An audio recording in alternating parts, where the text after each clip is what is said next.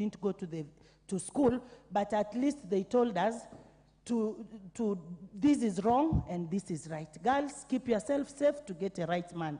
Say no even if it means yes, but don't allow yourself to be used. So let him withdraw that statement, Mr. Speaker. Thank you, Honorable Speaker. You know, the Honorable Doris Donya, I didn't know she's a journalist, and she knows I have tremendous respect for journalists. But I meant that that particular radio presenter is financially illiterate and is a fact of life. I know him, he's from my village. And when I tell you he's financially illiterate, trust me and believe me that he's financially illiterate. Honorable Speaker, if I go back to what I was saying, because there is that misnomer on the level of our indebtedness, but also, Honorable Speaker, to commend the National Treasury and the current administration, Honorable Speaker. Because when His Excellency the President said that this administration would do responsible borrowing, Honorable Speaker, he meant business. And when he told us last year during the campaigns that he was a man on a mission, many people took it for granted. But William Ruto is indeed a man on a mission, and he has proved he's a man on a mission to transform Kenya and make sure that our country's economy gets back to its feet. Honorable Speaker, let me take this opportunity also to commend the World Bank that at the management level, Honorable Speaker, has now confirmed, Honorable Speaker, that they will be granting us about $12 billion over the next 3 years, Honorable Speaker. And that, Honorable Speaker, is besides the almost $1 billion that we're also getting from IMF, Honorable Speaker.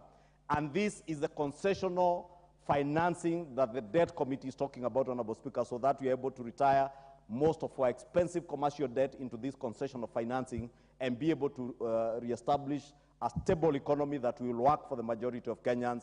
And I want to believe, Honorable Speaker, with the kind of leadership that we see under the Kenya Kwanza administration and the able leadership of the Public Debt Committee by the Honorable Shurie, deputized by the Honorable Makali Mulu, they will be able to ensure that our public debt levels are properly managed and within levels that are sustainable for our country, and that debt that will also go towards financing actual projects. And I must commend the committee because, again, and Honorable Makali Mulu, we remember when we served with him in the Budget and Appropriation Committee, we always insisted in all our reports that all our debt must be traceable to specific projects.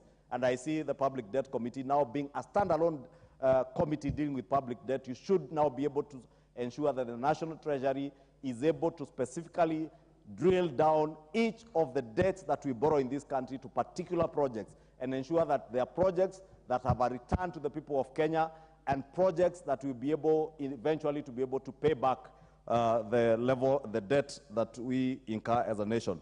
Honorable Speaker, with those many remarks, I beg to support this report and ask members to support as I congratulate all the members of the Public Debt Committee.